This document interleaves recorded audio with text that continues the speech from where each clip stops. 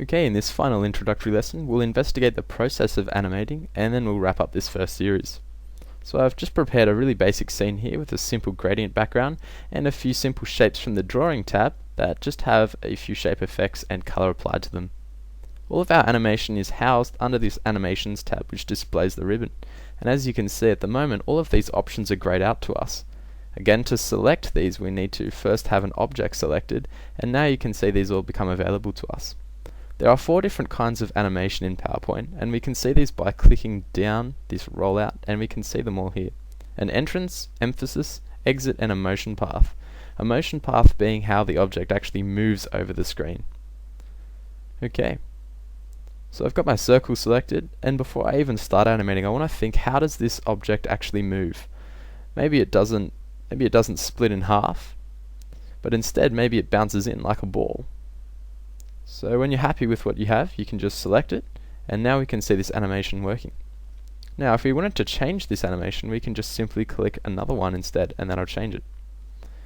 To actually access our animation, we need to navigate to the animation pane, and that brings up this rollout with all of the animations we have currently applied to our scene, and you can see that this oval is doing its bounce.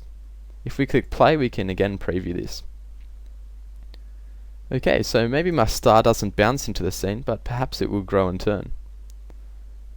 So I can have it come in, grow and turn in, and you can see over in our animation pane that yet another effect has been applied, or another animation. Finally, for my arrow, it probably doesn't bounce in or grow and turn, but it probably zooms in from the side.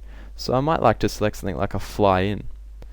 Now what's actually happening is that I have my third effect added, but it's flying in from the bottom, and I want to be able to change this.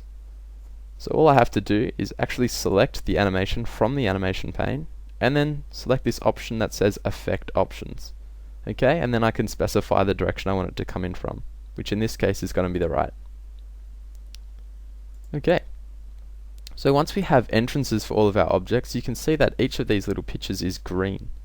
If we wanted to emphasize something, and you want to use this sparingly, you don't want to have every single object or element in your scene being emphasized. You really want to use it to make that emphasis, otherwise it loses effect. Say I wanted to emphasize this star. Okay, I might use something like a color pulse, which is an emphasis effect. Again, I can drop down to view my really most commonly used things here. And if this doesn't seem like enough, down the bottom I actually have more emphasis effects and more of the others. So opening this, I can find what I'm looking for, and I think I'll add a pulse. So now, what's actually going to happen is when I play through this animation, the ball drops in, the star pulses, and then in slides the arrow.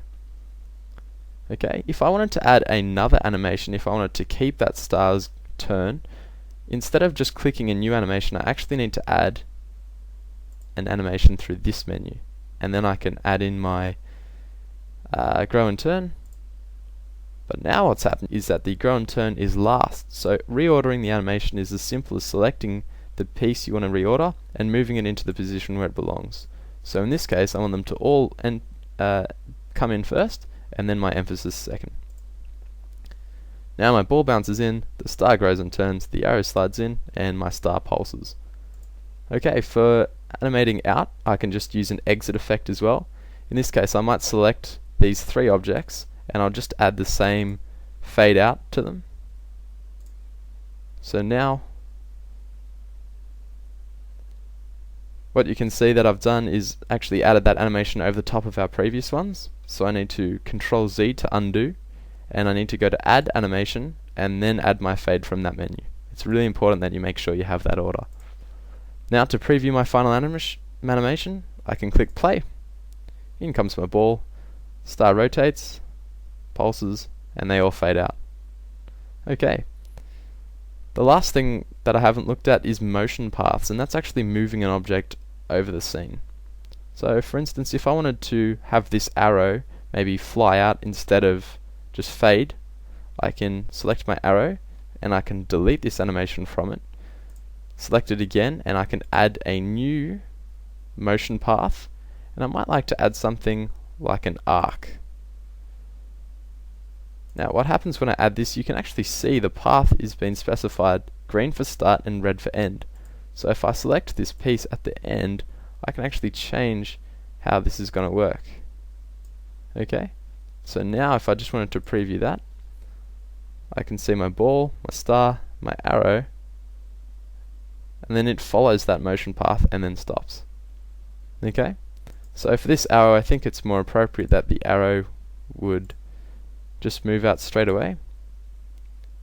So instead of down, maybe I'll have it move to the left. So dragging the red handle, or the end of my animation, I'll have it go off the screen. And now our final preview with our entrances, then our emphasis, and finally our exits. Okay, so we've pretty much looked at all the basic tools needed to create our visual elements. We've looked at font and text formatting, our images and image styles and or effects, our slide transitions, animations, and we also will look at timing and sounds, and all of these comprise the visual elements of your presentation. And you need to use these visual elements to support the textual elements, which is the actual content of your presentation, what the words say and the meaning that you write into it. So to get a great digital text and a great digital presentation, you need both of these, both visual elements and good content. Okay, that brings us to the end of the part 1 series of training in PowerPoint. And if you're ready to move on to part 2, we'll start looking at actually creating a digital text and all the tips and tricks involved in doing that. I'll see you then.